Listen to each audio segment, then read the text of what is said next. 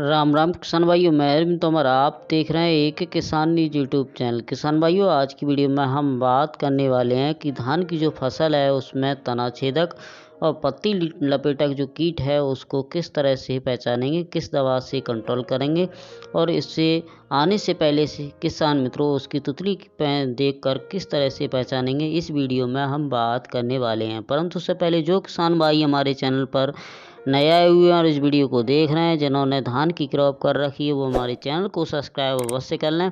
All notification पर click कर लें, जिससे आने वाली धान की क्रॉप से संबंधित वीडियो का उन्हें तुरंत नोटिफिकेशन किसान मित्रों मिल सके। तो किसान भाइयों, अगर हम बात करें धान की जो फसल है उसमें तनाछेदक और पत्ती लपेटक कीट के बारे में, तो जो हमारे धान की जो फसल है उसमें पत्ती लपेटक और तनाछेदक जब कीट जो किसान मित्रों लग जाते हैं तो ये हमारे धान की जो पौधे की किसान मित्रों बढ़वार को भी प्रभावित करने का काम करते हैं और उत्पादन को भी किसान मित्रों प्रभावित करने का यह जो कीट है काम करते हैं। तो किसान मित्रों, सबसे पहले हम बात कर लेते हैं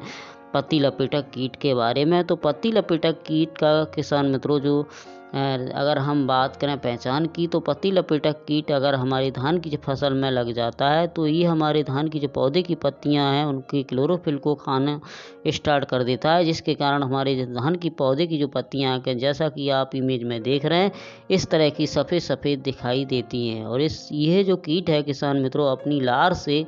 दोनों पत्तियों के सिरों को आपस में मोड़ देता है किसान मित्रों। इसके कारण जो हमारे धान का जो पौधा है उसकी बढ़वार भी रुक जाती है। और यह कीट किसान मित्रों अगर हमने समय रहते हुए कंट्रोल नहीं किया तो हमारे धान की फसल की जो ग्रोथ को बहुत ज़्यादा प्रभावित करने का काम करता है, उत्पादन को प्रभावित करने का काम करता है। इसकी जो तुतली होती है किसान मित्रों, जैसा कि आप इमेज में देख रहे हैं, इसकी जो तुतली होती है किसान मित्रों वो बादामी रंग की होती है और इसकी तुतली पर जो पंख में किसान मित्रों धारियाँ सी दिखाई देती हैं, जैसा कि आप इमेज में देख रहे हैं। इस तरह की तुतली किसान मित्रों अगर आपके खेत में उड़ती हुई दिखाई दे तो आप समझ जाएं कि हमारे धान की जो फसल में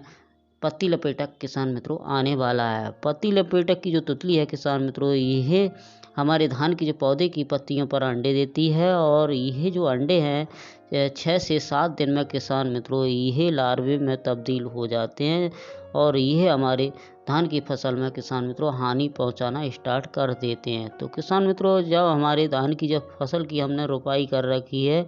और उसके 8 से 10 दिन बाद जब हम पहली यूरिया का प्रयोग करते हैं, उस समय अगर आप इसकी कंट्रोल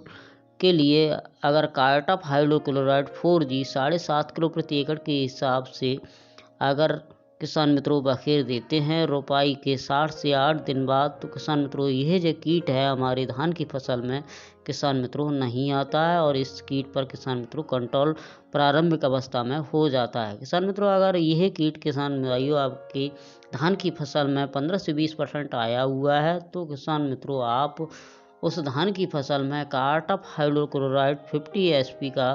300 से 400 ग्राम प्रति एकड़ के हिसाब से 150 से 200 लीटर पानी में मिलाकर स्प्रे के रूप में किसान मित्रों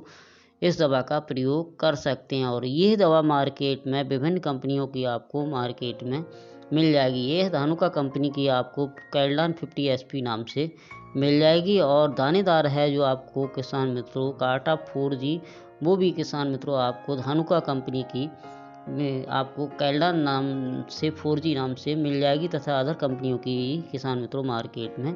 मिल जाएगी। तो किसान मित्रों अब बात कर लेते हैं धान में तनाछेदक कीट की। तो तनाछेदक कीट किसान मित्रों धान में जब लग जाता है तो जैसा कि आप इमेज में देख रहे हैं, यह जो धान की मैन गोब है उसको खा लेता है, जिसके कारण हमारी जो धान की मैन गोब है वो सूख जाती है, जिसके कारण हमारा जो धान का पौधा है उसकी बढ़वार भी रुक जाती है और ये हमारे धान के उत्पादन में बहुत ज़्यादा प्रभावित करने का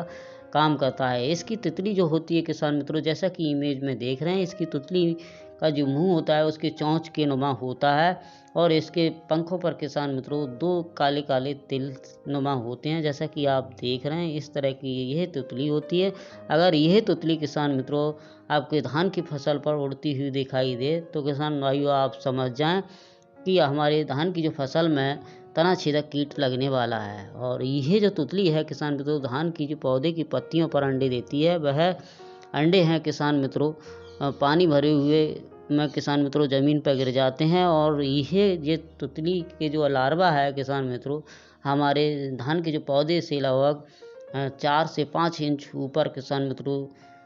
छेद करके घुस जाता है, जिसके कारण जो हमारा धान की जो मैन है उसकी गोब को खा लेता है, जिससे हमारी धान की जो मैन गोब है वो सूखी ही दिखाई देती है। जैसा कि आप इमेज में देख रहे हैं, इस तरह की सूखी हुई दिखाई देती है। और यह कीट भी किसान मित्रों अगर हमारे धान की फसल में लग जाता है तो हमारे धान की उत्पादन को बहुत ज़्यादा प्रभावित करने का काम करता है। धान के पौधे की ग्रोथ को भी बहुत ज़्यादा प्रभावित करने का काम किसान मित्रों यह कीट करता है। तो इससे भी किसान मित्रों अगर समय से कंट्रोल नहीं करते हैं तो ये भी हमारे धान में बहुत ज़्यादा हानि पहुंचाने का काम करता है। तो इसको कंट्रोल करने के लिए भी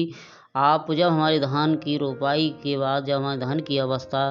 10 से 15 दिन की अवस्था हो, पहला यूरिया लगाने जा रहे हो, उस समय किसान मित्रों कार्टाप हाइड्रोक्लोराइड 4G 7.5 किलो प्रति एकड़ के हिसाब से प्रयोग कर देते हैं। तो यह भी कीट भी किसान मित्रों कंट्रोल आपके धान की फसल से प्रारंभिक अवस्था में हो जाता है। किसान मित्रों अगर ये कीट लगा हुआ हो तब किसान मित्रों आप जैसा कि मैंने आपको तना छेदक और पत्ती लपेटक के बारे में जैसी दवा जो बताई कार्टाप हाइड्रोक्लोराइड 50 SP, उसको आप